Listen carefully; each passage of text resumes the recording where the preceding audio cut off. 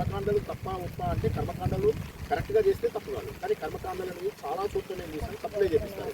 ఆ కర్మకాండలను కరెక్ట్ పద్ధతిలో చేస్తే కొంత ఫలితం ఉంటుంది. అంటే డైరెక్ట్ పాపం అంటే ఈ రోజుల్లో పుణ్యం కాదు పాపం కాదు, ఫలితమే లేదు అసలు. దేవుడికి వెళ్ళనే వెళ్ళదు, అది అసలు వెళ్ళనే వెళ్ళదు కదా, వెళ్ళనే వెళ్ళదు కదా.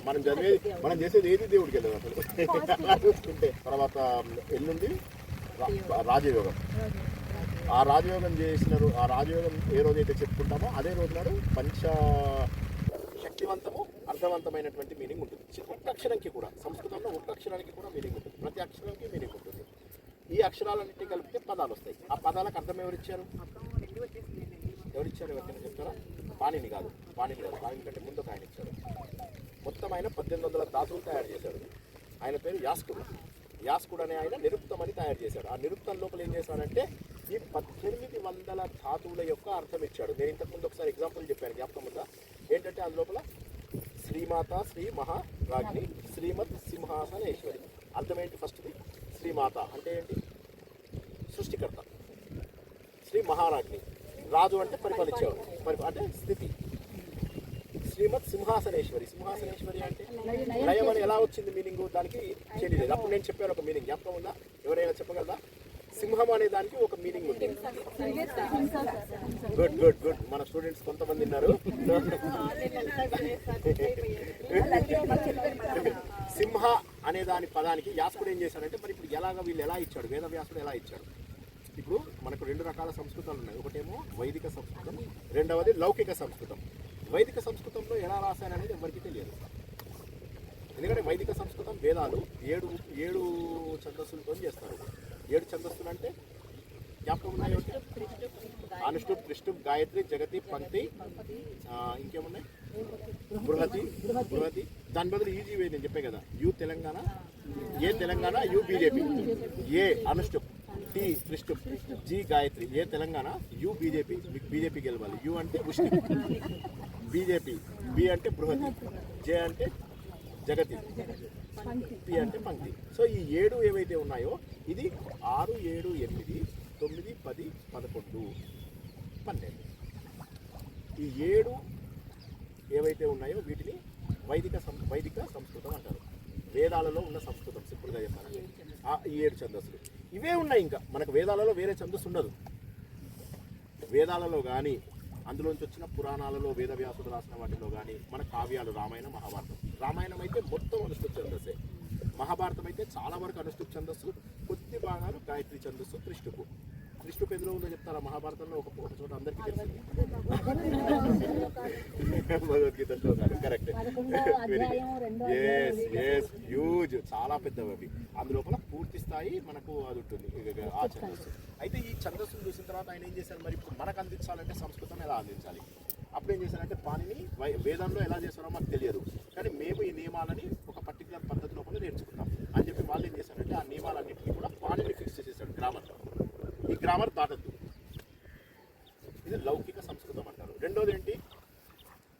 ఈ 7 అక్షరాలు ఏవైతే ఉన్నాయో 6, 7, 8, 9, 10, 11, 12 అక్షరాలు ఈ ఛందస్సులు కాక వేరే ఛందస్సులు కూడా బోలెడన్ని ఇచ్చాడు. మళ్ళీ ఒక్కొక్క ఛందస్సు లోపల అక్షరాల అమరిక అంటే ఏంటంటే లఘువులు గురువుల యొక్క అమరికను బట్టి కొన్ని లక్షలు ఉన్నాయి. అందులోపల 1,30,000 వృత్తాలు కరెక్ట్.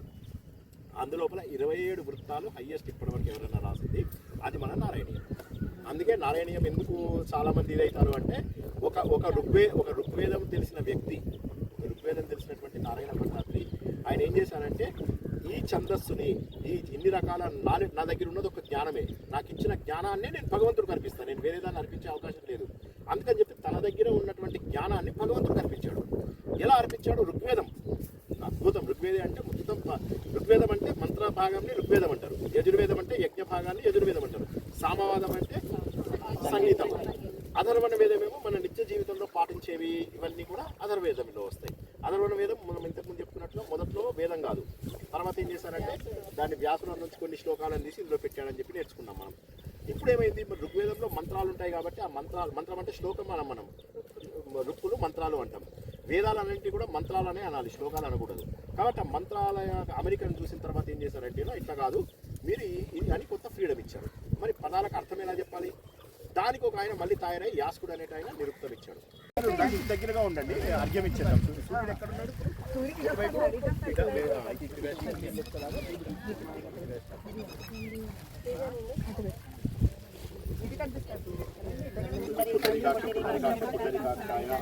మూడు సార్లు నీళ్లు తాగండి.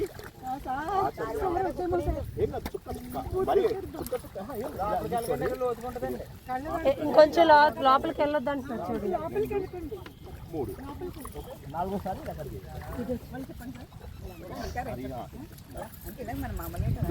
ఆవు లాగా తీసుకొని చుక్కని 3 సార్లు తాగండి అంతే.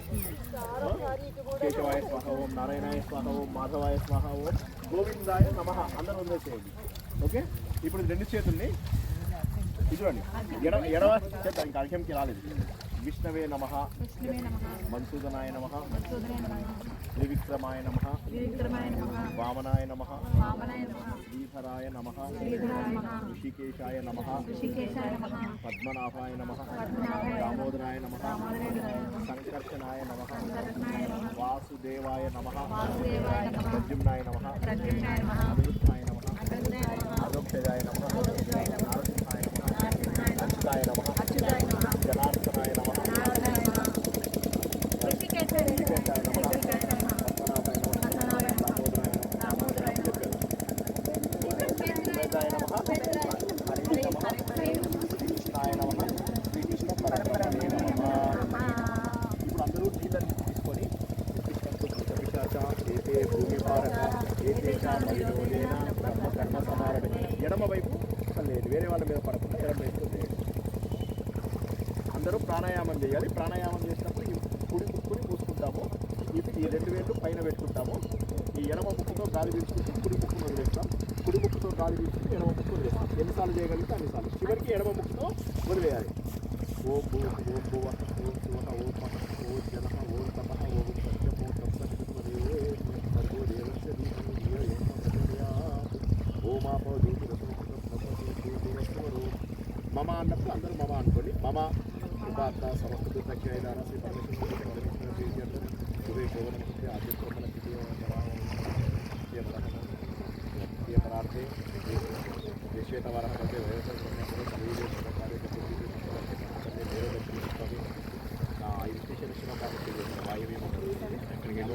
వశిష్ఠ నది కదా, వశిష్ఠ నది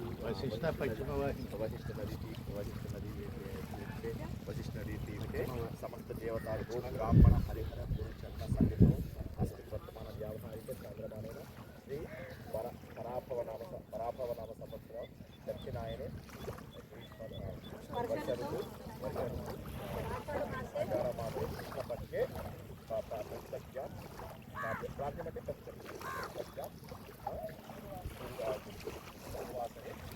గురువాసనే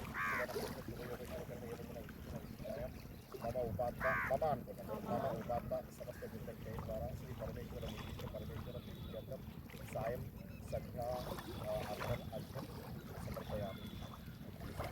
అందరూ ఏం చేయాలంటే నీళ్ళల్లోనే పడాలి. అర్థం ఎప్పుడు కూడా ఇంట్లో కూడా చేసినప్పుడు నీళ్ళలోనే పడాలి. ఈ 4 వేళ్ళ నీటి నుంచి పడాలి. చేతుల నుంచి కాకుండా 4 వేళ్ళ నుంచి పడాలి. 4 వేళ్ళు వెనకని ఎంత లేపగలిగితే అంత. ఓం పూర్తో స్వహ కర్తవ్య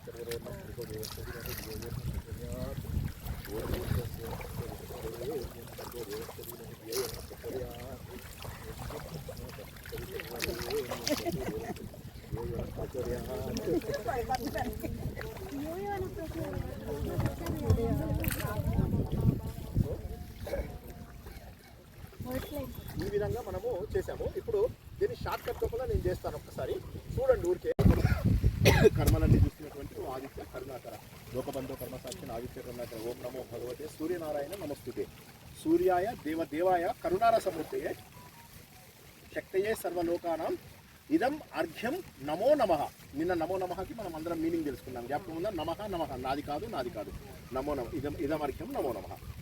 ఓకే, ఇప్పుడు మనం ఏం చేస్తామంటే ఈ పాదాలని సూర్యుడి వైపు చూపెడతాం.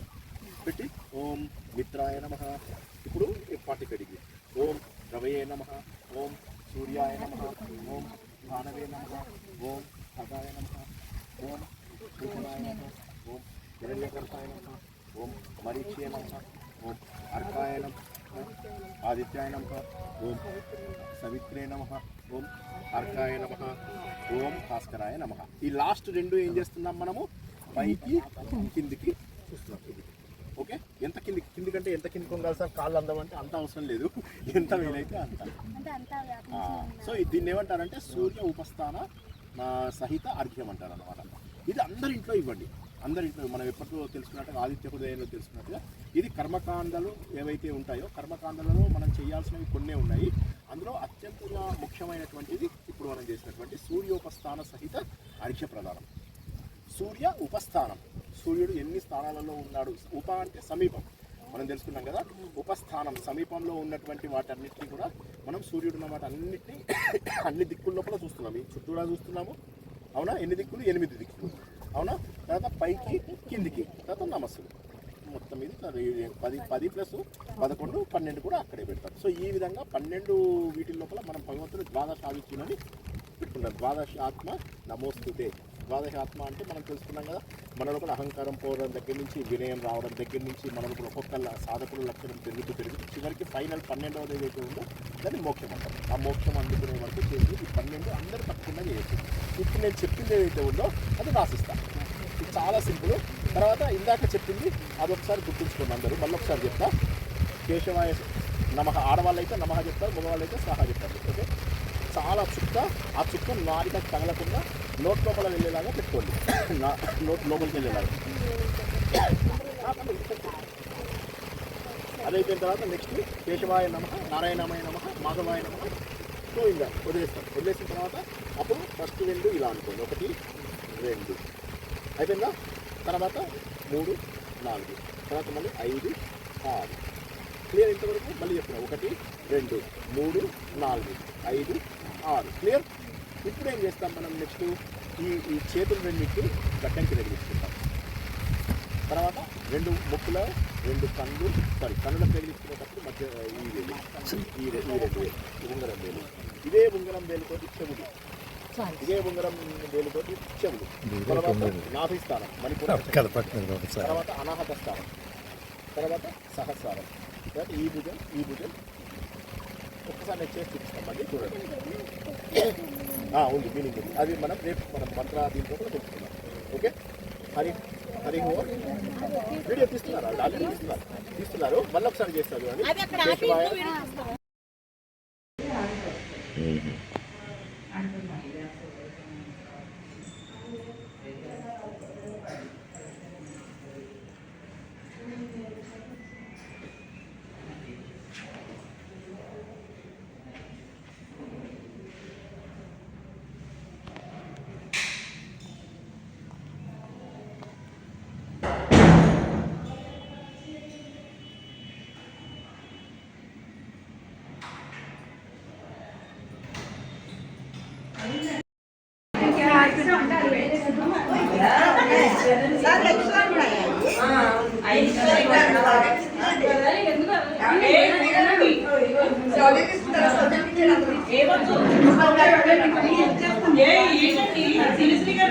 ఇది అయితే నీ చాయ్ అంటే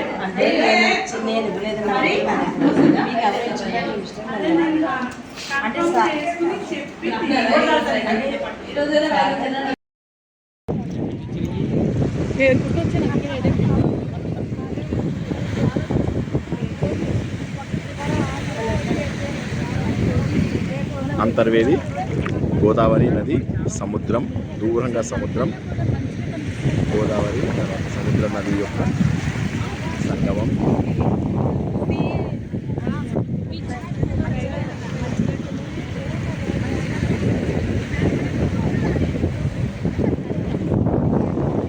స్టూడెంట్స్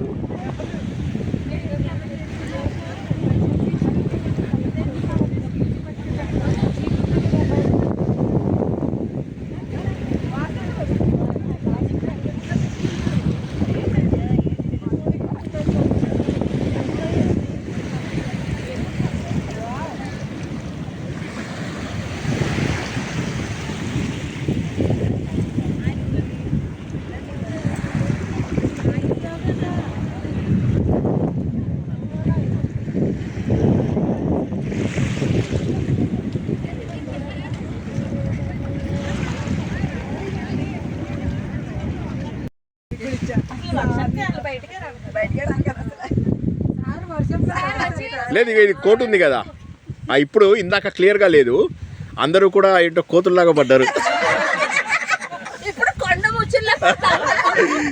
ఇప్పుడు కొద్దిగా బెటర్గా ఉన్నారు.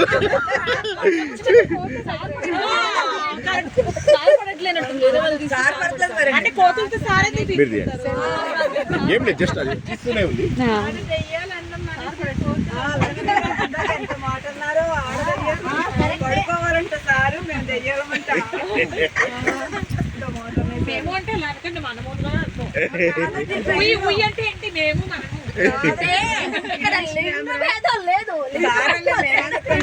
కాదు దెయ్యాలనే మగ దెయ్యాలు చూసారు ఎప్పుడైనా మీరు? రాక్షసులు అంటే ఒప్పుకుంటాం మేము, బ్రహ్మ రాక్షసులు అంటే ఒప్పుకుంటాం, దెయ్యాలంటే ఒప్పుకునేది లేదు. రోజు ఇంట్లో చూస్తున్నాం మగ దెయ్యాలు ఉండవు. చూడండి ఇలా తెల్లగా దెయ్యం ఇలా ముసుగు వేసుకుని రాక్షసులు ఉంటారు. అసలు నేను అందాక అందరూ రన్నింగ్ రేస్ పెట్టుకున్నాను. మేము ఆడుకున్నా అయ్యా అన్నీ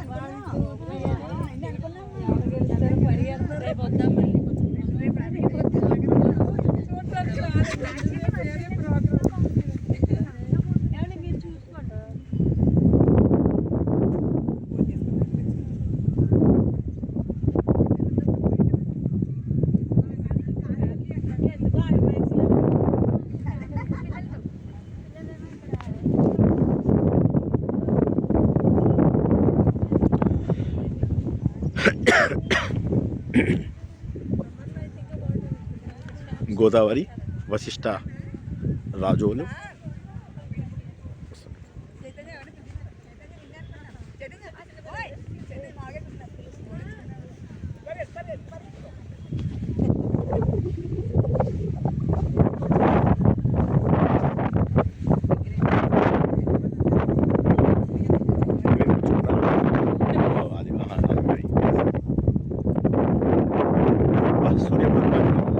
బయటకు వచ్చాడు చక్కగా.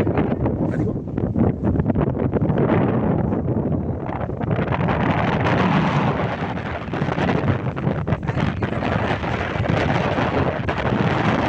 అవునా, రేపు చేద్దాం అయితే, రేపు ఈవినింగ్ చూద్దాం. కేరళ వెళ్ళకుండా ఇక్కడే ఖర్చులు చాలా అవును నిజంగా ఎంత బాగుందో అసలు. కదండి మధ్యలో చాలా బాగుంటుంది. మనం వెళ్ళాం కదా అప్పుడు చిన్న పెట్టుకున్నాం, అలాగే పక్కన పెట్టండి. చాలా అసలు ఎంత బాగుంది చూడండి అసలు. రెండాటి మధ్య చూస్తారు సార్, అలాగనమాట అబ్బా అటు ఇటు చెట్టు పట్టినప్పుడు చాలా ఎక్సలెంట్ గా ఉంది.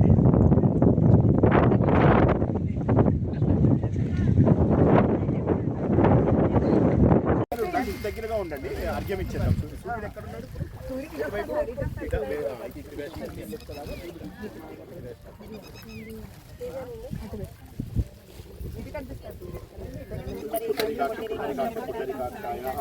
మూడు సార్లు నీళ్లు తాగండి.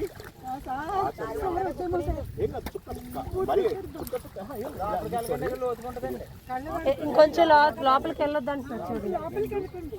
మూడు నాలుగోసారి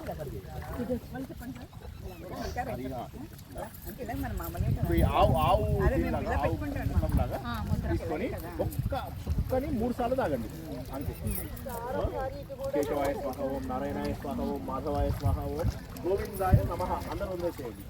ఓకే, ఇప్పుడు రెండు చేతుల్ని చూడండి, ఎడవ చేత ఇంకా అర్ఘ్యంకి రాలేదు.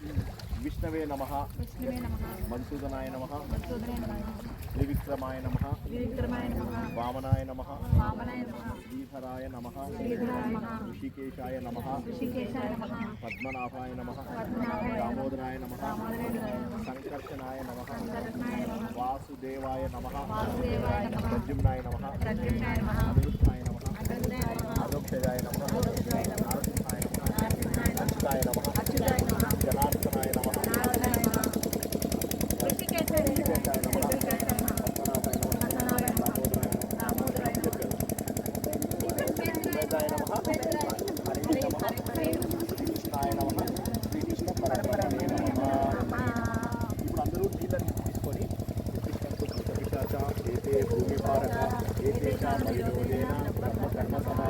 ఎడమ వైపు లేదు, వేరే వాళ్ళ మీద పడకుండా ఎడమ వైపు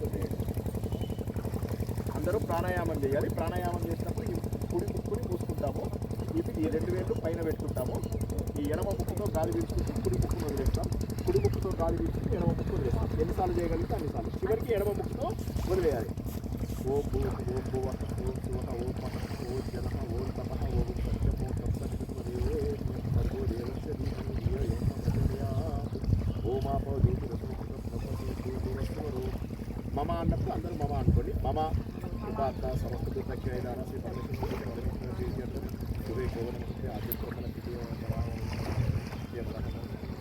ఆదిత్యపరార్థే శ్వేతవరహ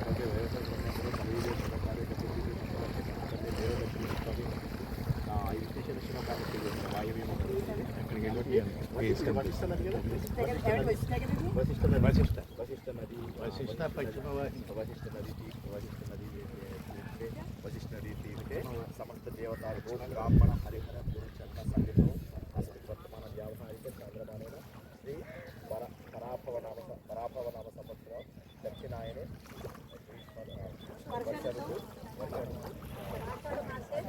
కృష్ణపక్షే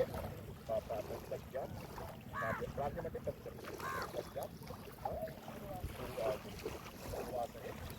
గురువాసనే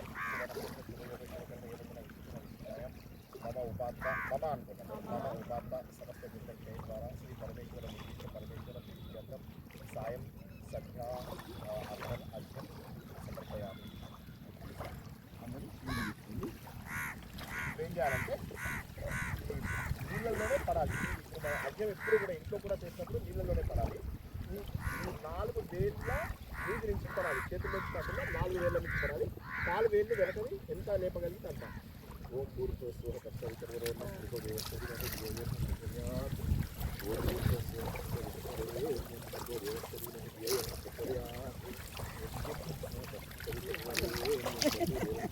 యో నః ప్రచోదయాత్.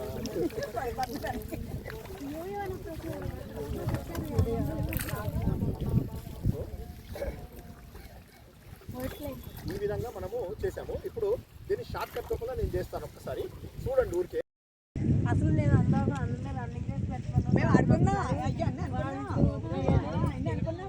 పరిగెడతారు. రేపు వద్దాం మళ్ళీ.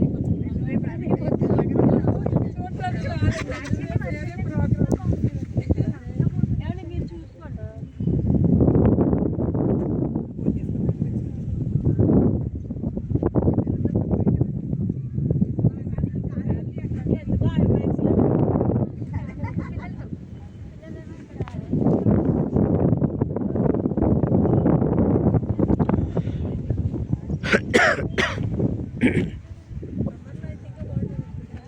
గోదావరి వశిష్ట రాజోలు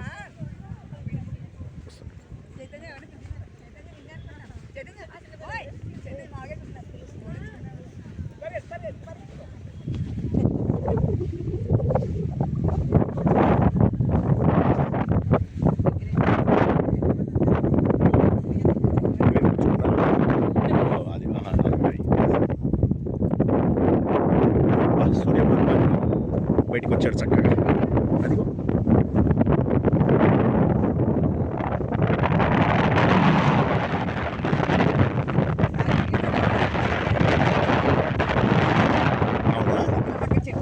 రేపు చేద్దాం. అయితే రేపు ఈవినింగ్ చూద్దాం.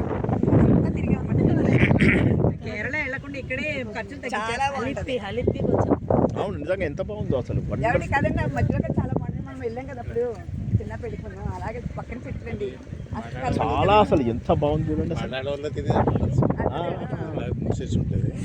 రెండాటి మధ్య చూస్తారు సార్. అలాగనమాట అబ్బా అటు ఇటు చెట్టు పట్టినప్పుడు చాలా ఎక్సలెంట్ గా ఉంది.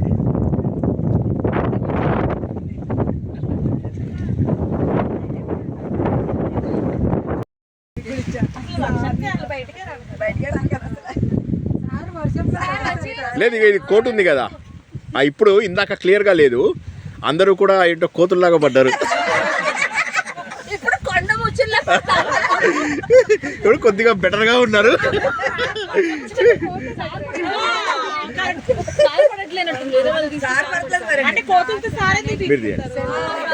ఏం లేదు జస్ట్ అది చూస్తూనే ఉంది. ఎంత మాట అన్నారు. పడుకోవాలంట సారు. మేము దెయ్యాలమంట. మేము అంటే లేకండి మనముగా ఉయ్యి ఉయ్యి అంటే ఏంటి మేము మనము కాదు దెయ్యాలనే మగ దెయ్యాలు చూసారు ఎప్పుడైనా మీరు? రాక్షసులు అంటే ఒప్పుకుంటాం మేము, బ్రహ్మ రాక్షసులు అంటే ఒప్పుకుంటాం, దెయ్యాలంటే ఒప్పుకునేది లేదు. రోజు ఇంట్లో చూస్తున్నాం మగ దెయ్యాలు ఉండవు. చూడండి ఇలా తెల్లగా దెయ్యం ఇలా ముసుగు వేసుకుని రాక్షసులు ఉంటారు.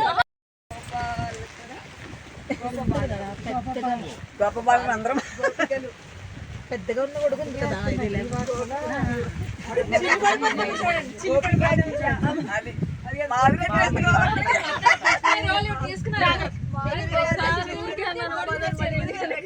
ఇదే నా చిట్టుకుని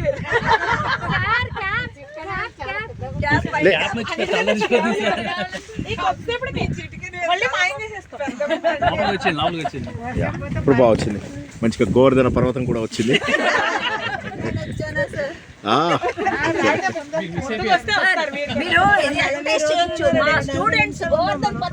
పర్వతం లేపారు.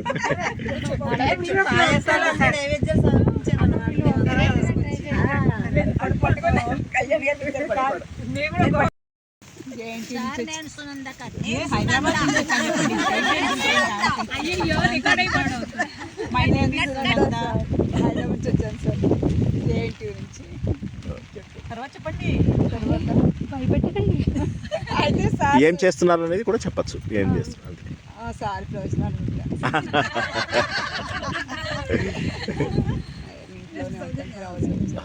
హోమ్ మేకర్ సౌజన్య. నా పేరు సౌజన్య అండి. మేము ఖమ్మంలో ఉంటున్నాము.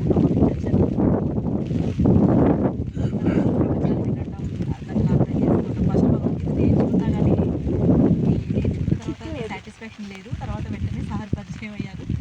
అప్పటి నుంచి యాంగ్జైటీ బాగా పెరుగుతూ వచ్చింది. అప్పుడు ఇంకా కాన్సన్ట్రేషన్ చేయలేకపోతున్నాను. సార్ బ్లెస్సింగ్స్ మా వారి వండర్ఫుల్. నేను సుధామూర్తి.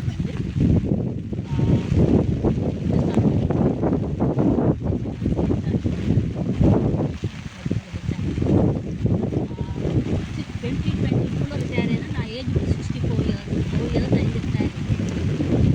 మార్నింగ్ 7:30 బయలుదేరి ఆఫీస్కి వెళ్ళడం, ఈవినింగ్ ఏమైనా 7 or 8 ఎంత అయ్యేదో తెలియదు.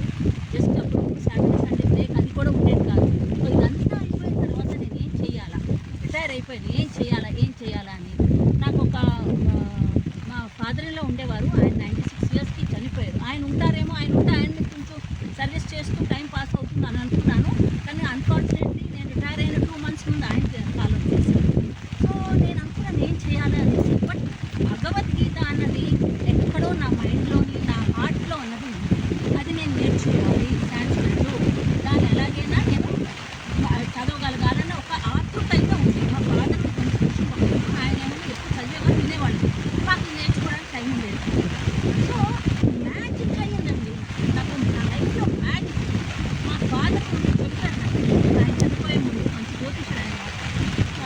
ललित तुम्हारा रिटायरमेंट के बाद बहुत अच्छा जाएगा।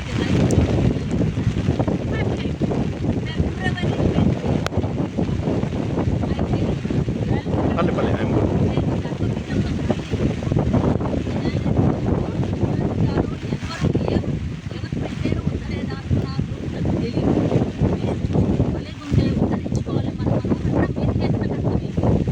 అందులో జాయిన్ అయ్యాను.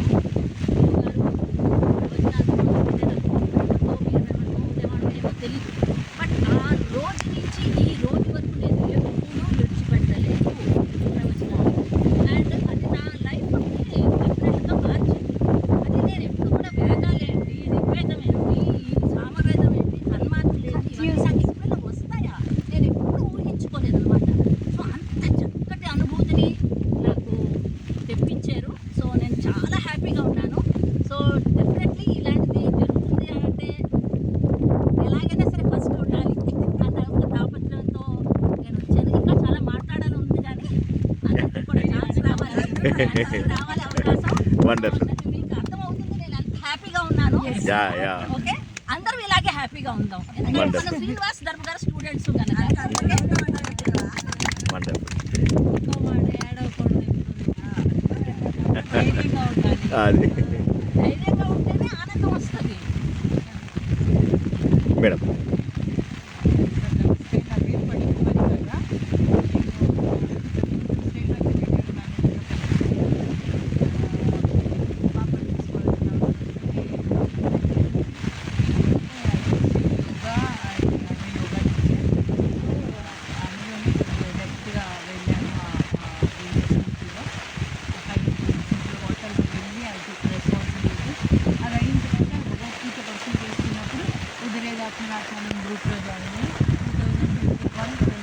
నాకు పర్లేదు, అదేం ప్రాబ్లం. పెట్టకపోతే చెప్పండి.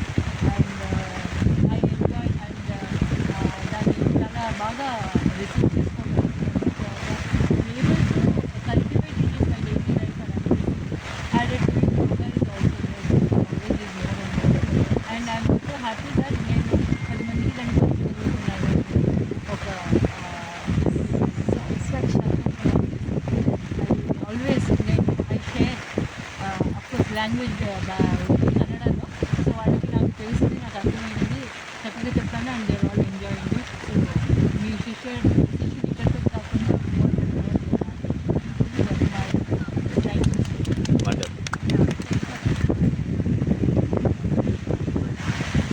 గట్టిగా చెప్పండి, వర్షం వస్తుంది కదా.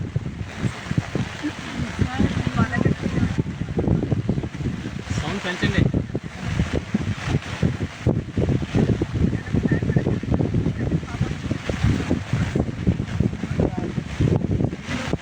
కష్టమా?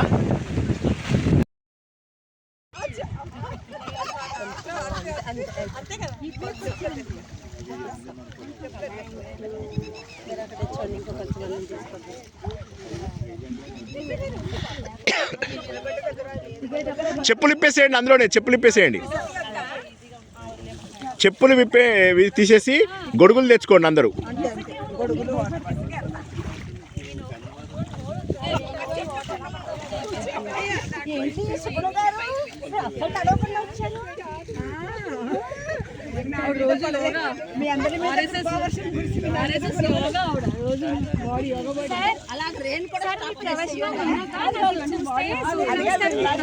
వచ్చిన వెంటనే ఫస్ట్ సూర్య నమస్కారం చేసుకుంటాయి. చేద్దాం.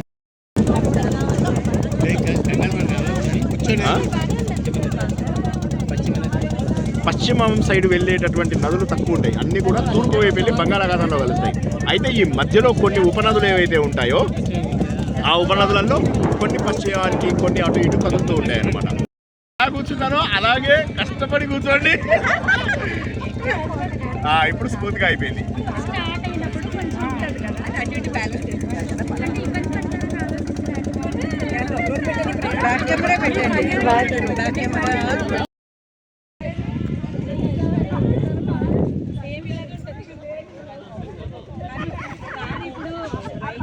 కాబట్టి వాటర్లో ఉన్నాయి కదా సార్, అంతే అంతే సీజన్ కదా, అంతే అంతే. అంటే ఇలాగే యాక్చువల్గా ఇలాగే ఉంటాయి, కొంచెం ప్యూర్గా ఉంటాయి, తెల్లగా ఉంటాయి. అదే నీళ్ళు ఇంకా ఇప్పుడు కొద్దిగా మనకు డర్టీగా కనిపిస్తున్నాయి. అవును అవును, కానీ తెల్లగా ఉన్నప్పుడు చాలా చాలా అందంగా ఉంటుంది. మనకు యాక్చువల్గా ఈవెన్ గంగ నీళ్ళు కూడా బురదగానే కనిపిస్తాయి మనకు. మట్టితో ఉన్న ప్రతిదీ వచ్చారా? ఓకే.